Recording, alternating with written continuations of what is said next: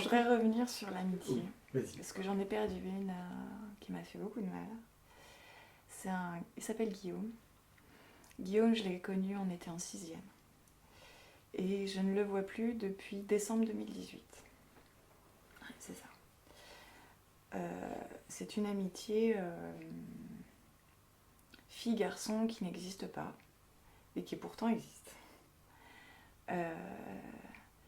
Et c'était vraiment aussi, on se tenait par la main, on partageait tout, il y avait beaucoup de... On était tout le temps fourrés ensemble. Je suis partie en internat, je suis arrivée dans un monde que je connaissais pas, ils étaient tous drogués là-bas. Moi, j'avais jamais vu un pétard de ma vie. Voilà, je l'appelais tous les soirs pour lui dire. Et encore, c'était une cabine téléphonique, il fallait faire la queue, mettre ton franc.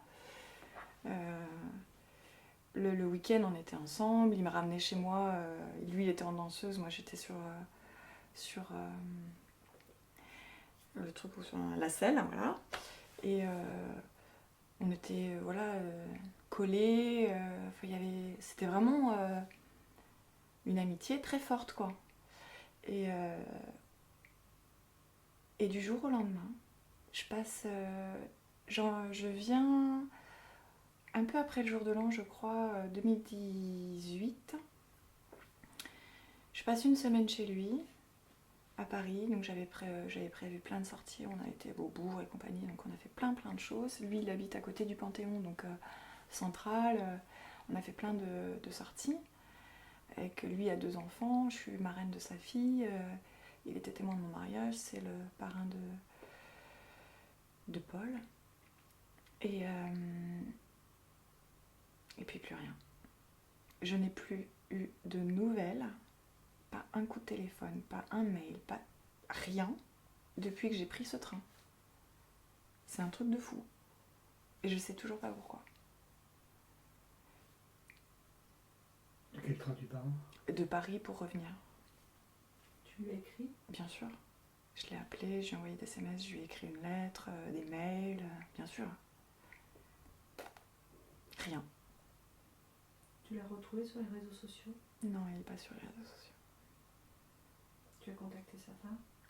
Il est séparé, donc, mais oui, ils veulent pas rentrer dans cette... Donc ça a été... Elle l'a connue, elle avait 17 ans, nous on était déjà amis depuis très longtemps, et c'était une amitié qui posait problème à nos copains respectifs. Et elle a eu du mal à me faire confiance, donc elle veut pas rentrer là-dedans, ça nous appartient, quoi.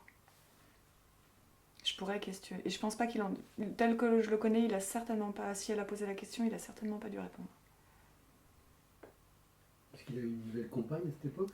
Non, mais je crois qu'il en a une aujourd'hui. Juste par rapport au moment de rupture, pour ça, de comprendre, trouver... Je pense qu'il était arrivé à un moment où effectivement il avait envie de refaire sa vie. Voilà, il s'était séparé de sa compagne. Je sais pas.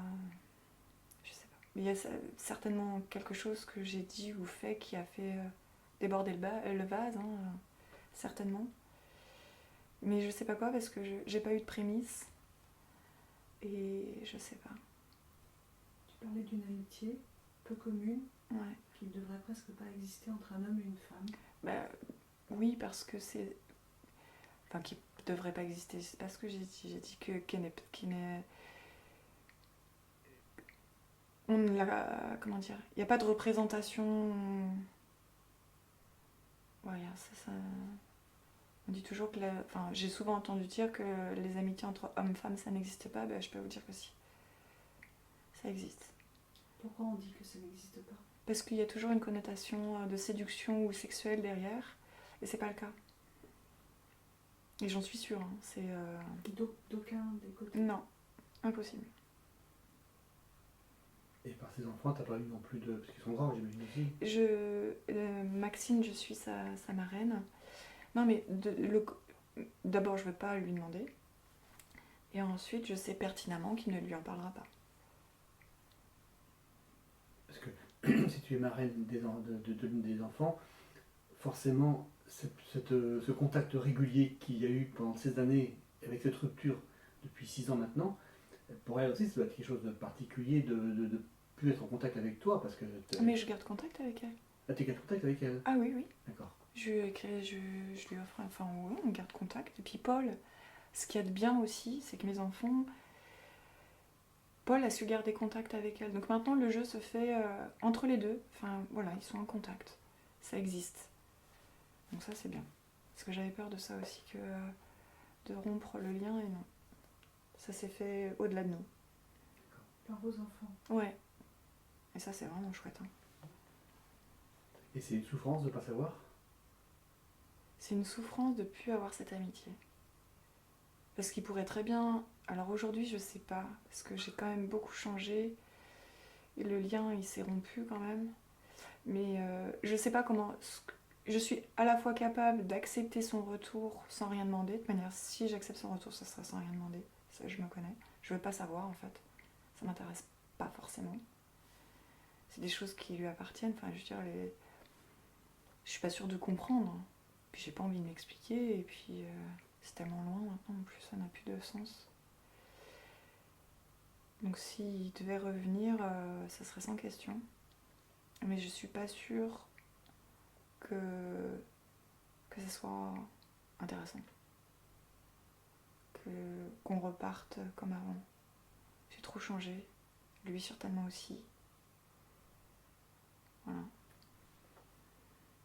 Est-ce qu'on peut dire que ça a été ta plus belle rencontre amicale? Ah oui, c'est clair et net. Clair et net. C'était quoi ce lien qui vous unissait? Je sais pas. C'est juste qu'on était bien, qu'on partageait, on discutait énormément, que... Si j'étais un petit peu mystique, je dirais qu'on s'était connus dans une autre vie. Ouais.